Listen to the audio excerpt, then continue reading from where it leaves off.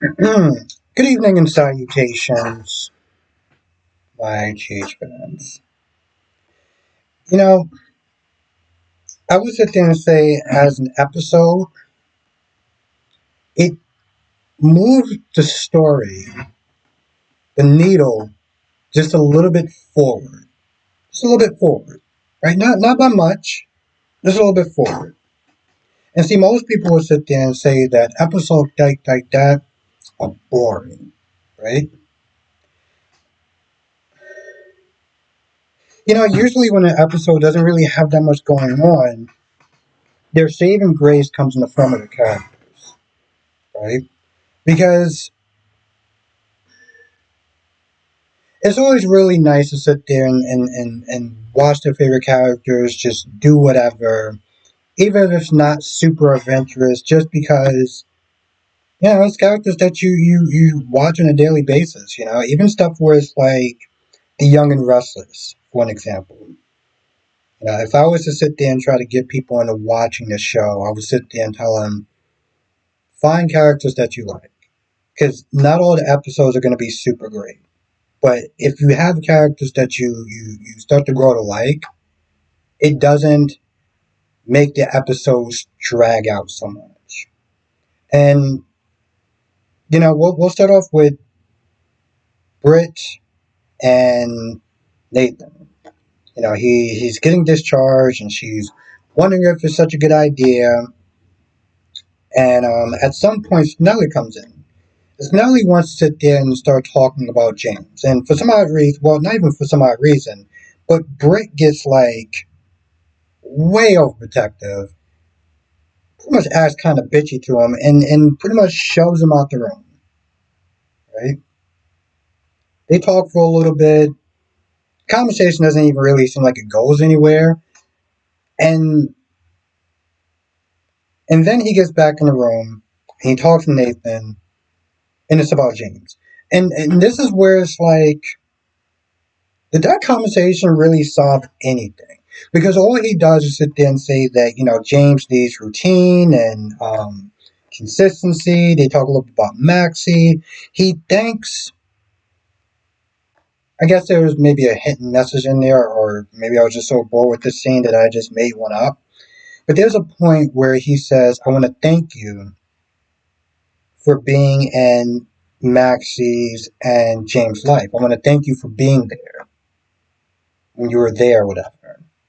And part of me just, I don't know, maybe I was just kind of reaching, but like, thank you for being there. Like, yeah, that's cool, but you basically, maybe it's just me, but you basically make it seem like thank you for being there. Like, well, I'm back now, so you could you can kind of step back.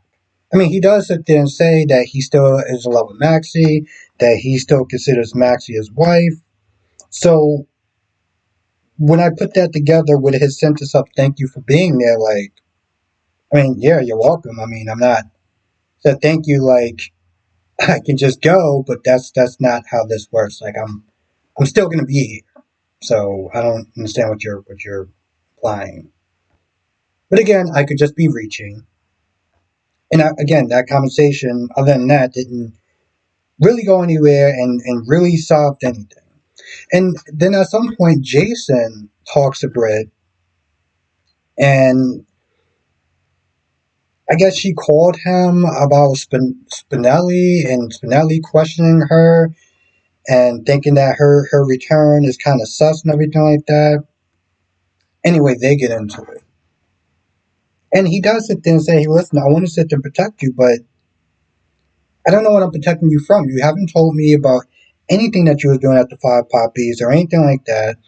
And, he wants to sit there and try to protect her, but she's all like, no, no, no, no, no. And she does her usual, attitude self or whatever. And she starts blaming him or whatever. It's like, oh, this is what you do. You give me non-answers. And I'm kind of just like, yeah, this return so far with the two of them.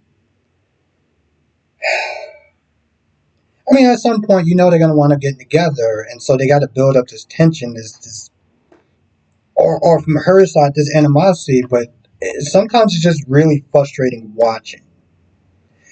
See, before, um, he was with Britt, he was with Jack.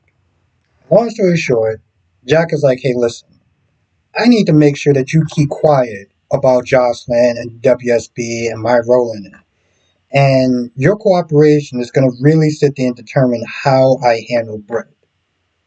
And basically let them know if you open your mouth to Carly, then I'm going to sit there and send Britt away for life. Or however much time that she has for her Huntington's disease. So she can stay out of jail or she can stay in jail, depending on how you want to sit there and perceive this. And all Jason does is essentially he kind of just accepts it and is like, listen, next time you want to sit there and talk to me, don't use Carly to do it, come at me like a man. And I'm like, this isn't about a macho thing, this is about getting your attention. Because let's be honest, if Jack would have sat there and called or wanted to sit there and try to talk to Jason, he most likely would have sat there and blown him off. And he's like, we're not going to do that. So,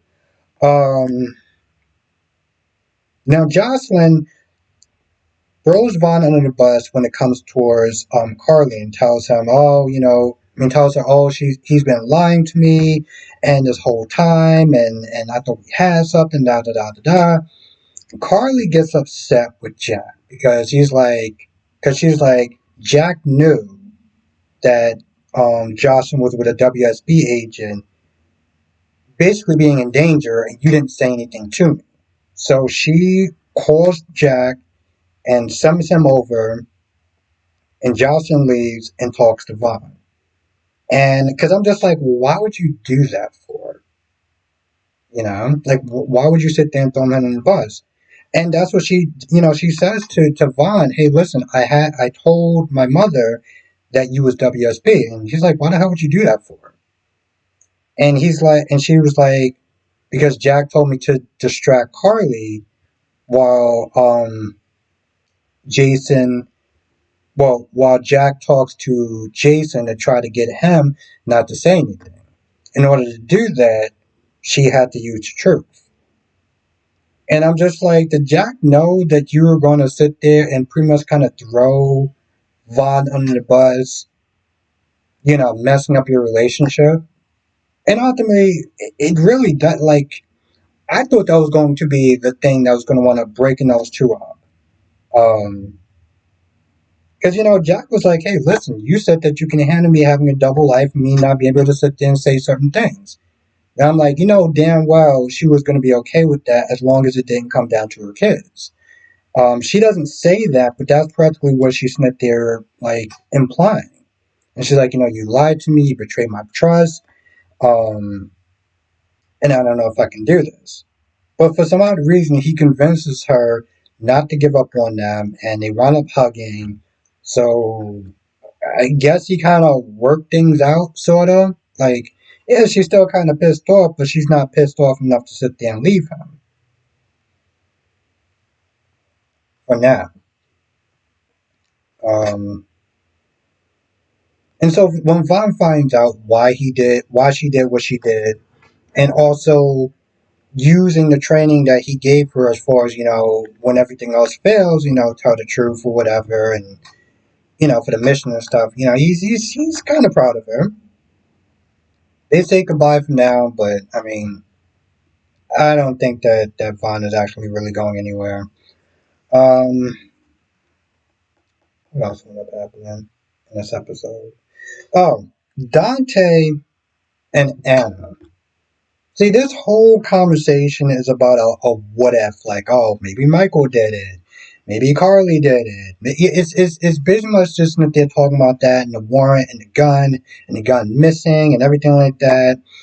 Dante Smith is saying that I don't think that Michael did it, and the only thing it really comes down to is that again his alibi is weak because sex worker and not like Michael will be Smith there hanging out with, and it's not necessarily not true because he does have a history of dating a sex worker, but the timing of it and everything like that is just a little bit too convenient. Now there's one point where Anna says, Well, practically sat there and said, like, hey, listen, the gun is missing or whatever, but, like, I can use your help. And at first I was like, well, what do you mean by that? Do you mean, like, because he is living in a Quartermain mansion that, like, he could sit there and kind of do a little bit of spy work or whatever? Because you practically told Chase, I don't want you doing that. I don't want you messing up the case.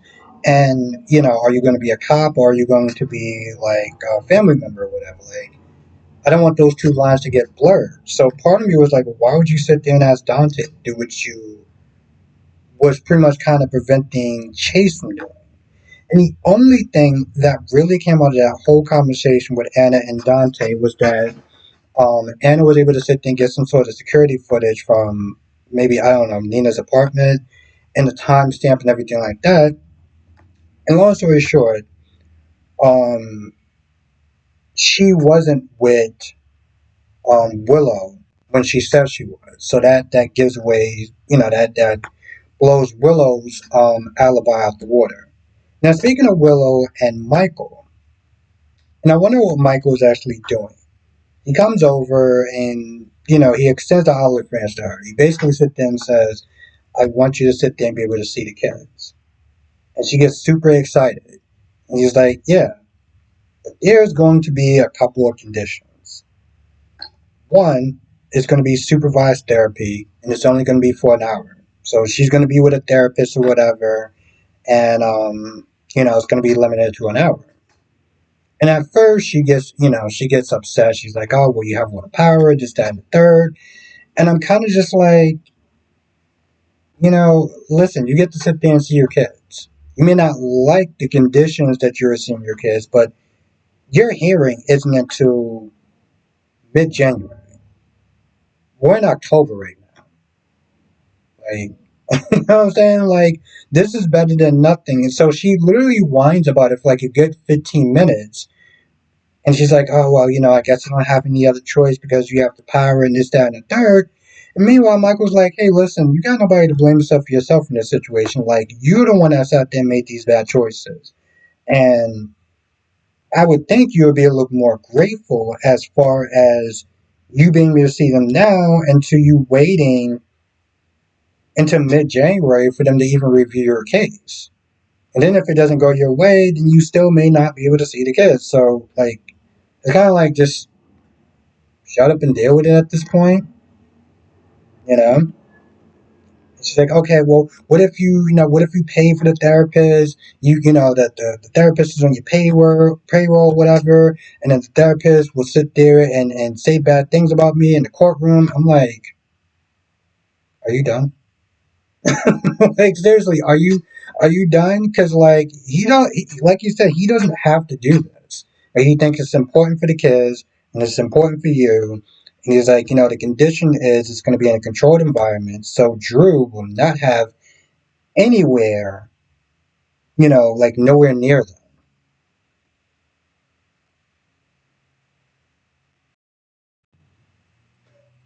I mean, in all reality, when I sit there and I think about that, like, while Britt summoned Jason to sit there and talk about Spinelli grilling her and everything like that. I'm like, you guys just send him a text. If that was supposed to be about just get your boy in control, you could have sat there and sent a text. You summon him over there, and then you give him attitude, and then you sit there and say, well, if it was Carly, you and me sitting there doing this, that, and the third. I'm like, Brett, this is the reason why people can't really deal with you. Between that and the bitchy attitude, like, he's not there trying to help you. He says he was practically do anything for you in a sense. And you're still being like, I don't know if you think that's supposed to be attractive or something. I mean, you practically sit there. And that's another thing. When this conversation that she was sitting there having with Spinelli seemed like it just went nowhere. And she gets upset with Spinelli for practically basically Smith is saying that like her story is sus. Like she came back, and then Nathan came back, and maybe because Spinelli doesn't really know how to deal with people, doesn't know how to talk to people. He's very socially inept. So that was another reason why I was just so frustrated about that scene. I'm just like, what? What was they even really talking about? I don't know. That's how I kind of feel about the majority of this episode. Like I said, as far as the storyline went, it like the needle point just kind of just tipped a little bit, but it's a saving grace um, of the characters that will always make me will always sit thinking you watching. So I don't know. I feel like that's generally about it. That's the general gist of it. Again, if you missed the episode and really missed too much, you can either watch my review, Brock review, or just go on So She Knows, and they usually get like a good synopsis of the stuff that winds up happening. Now, we'll be doing a live stream tonight, 8 p.m. Eastern, 5 p.m. Pacific. I will be sitting there talking about all 5 of the soap operas, what they are, and I will see you in the next video.